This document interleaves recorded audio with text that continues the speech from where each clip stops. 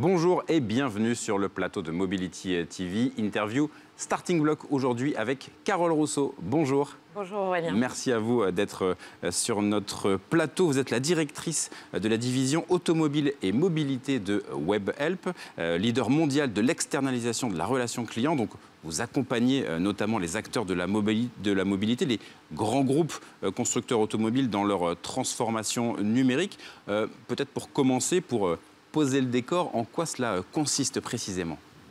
Alors la mission première de Webhelp, quel que soit le secteur, puisqu'on oui. a plusieurs secteurs d'activité, mais celui qui nous occupe aujourd'hui est bien l'automotive et la mobilité.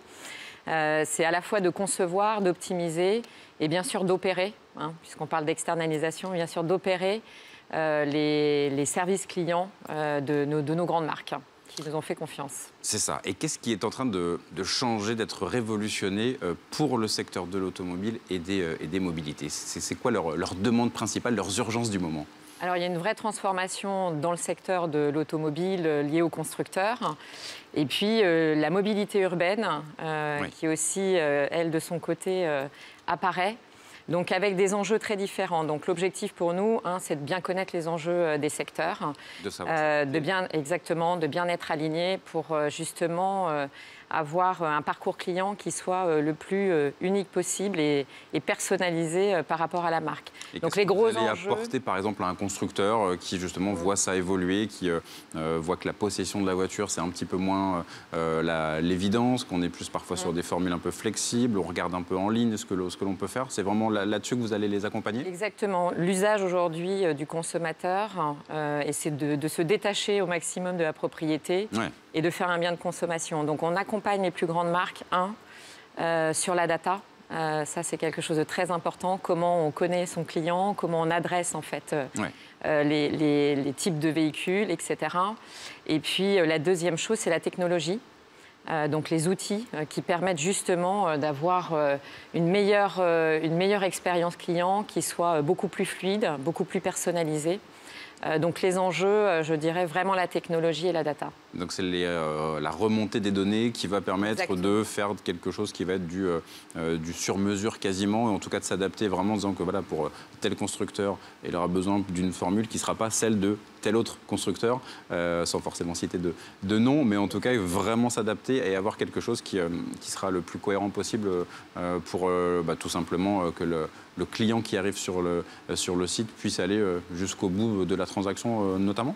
Exactement, et là on s'aide aussi de technologies avec du vidéo call pour s'assurer que la proximité qui potentiellement pourrait ne plus exister dans la vente à distance de véhicules puisse être conservée avec un niveau de confiance qui soit assuré de la part de nos collaborateurs qui sont ambassadeurs de la marque.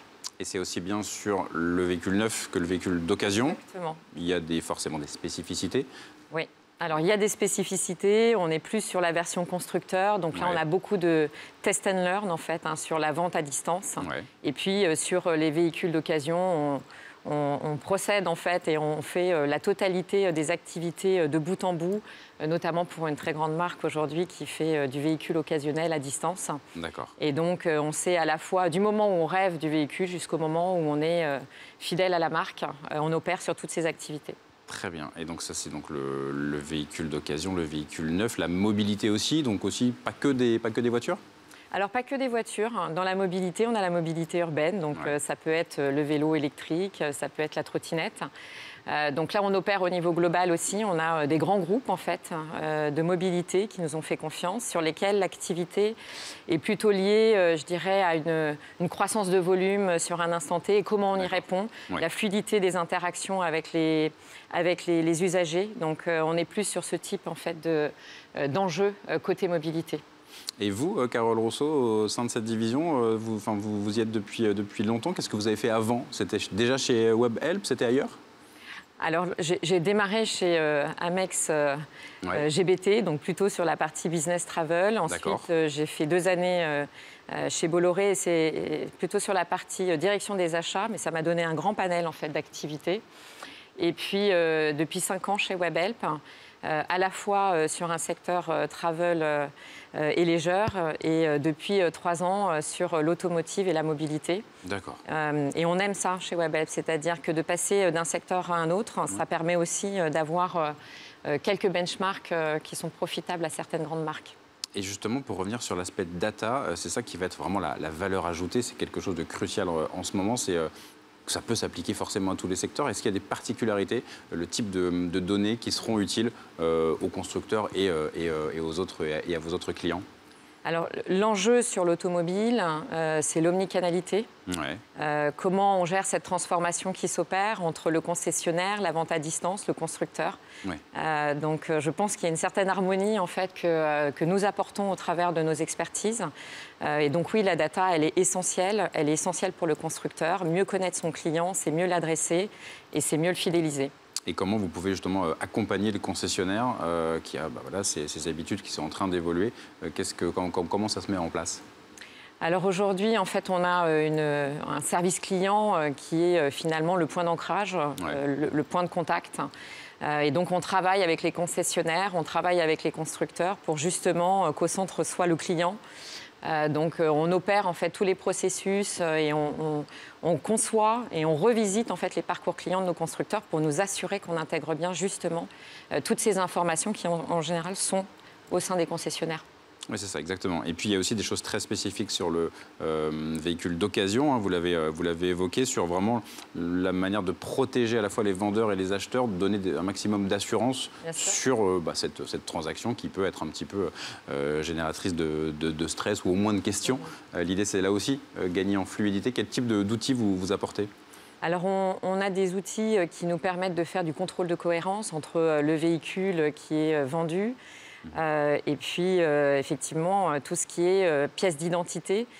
Donc, on a la capacité, à l'instant T, sur une technologie, de pouvoir checker, en fait, toute cette partie hygiène du véhicule qui permet, en fait, à l'acheteur et au client de pouvoir acheter en toute sécurité. Donc, on peut ne pas savoir que vous existez, mais en tout cas, c'est vous qui aurez fluidifié, rendu fiable le résultat final pour que la transaction, notamment, puisse se passer de manière sécurisée. Exactement. Donc ça, c'est vraiment l'objectif, c'est de rassurer le client sur un achat qui, en général, est un achat physique. Donc toute cette transformation, elle doit être gérée par nos collaborateurs qui sont en call center et qui sont les ambassadeurs de la marque, mais aussi qui ont une certaine technicité, une formation sur le secteur de l'automobile et notamment sur ces aspects. Et sur les petites annonces, identifier ce qui peut être trompeur, etc.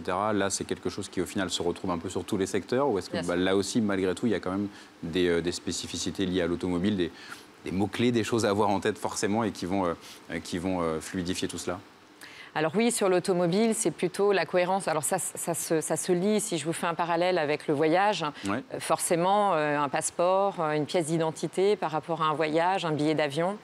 C'est un peu la même chose, hein, la relation entre le véhicule et son propriétaire. Donc effectivement, ça c'est essentiel pour, en tous les cas, la marque qui vend. Et puis pour le client acheteur, de pouvoir être rassuré sur ce point-là. Et sur les types de clients que vous êtes en train avec lesquels vous êtes en train de travailler, donc les constructeurs, mais aussi, vous l'avez dit, tout ce qui est nouvelle mobilité, mobilité douce, urbaine, c'est aussi forcément pour eux un enjeu, c'est presque même plus natif de cette vente en ligne à distance. Ça accompagne naturellement leur développement? Alors, très clairement, après la mobilité, on est plus sur l'usage. On est beaucoup plus sur un bien de consommation. Donc, ça se réfère beaucoup plus au retail, par exemple, ou à l'usage du travel. Acheter un service plutôt que vraiment un investissement de la voiture que l'on va garder 10-15 ans. Cette logique-là aussi que vous accompagnez. Donc l'activité est vraiment très différente sur la mobilité, effectivement. C'est ça. Très différente. Oui, effectivement. On opère vraiment deux secteurs qui n'ont pas les mêmes enjeux. Un enjeu de data, de connaissance de ses clients, et l'autre a une urgence de flux avec des fluctuations assez importantes. Des enjeux cruciaux, des transformations majeures. On reparlera peut-être avec vous de data. Vous serez la bienvenue sur le plateau. Et en tout cas, merci beaucoup d'être venu sur Mobility TV. Et à très bientôt. Merci à vous.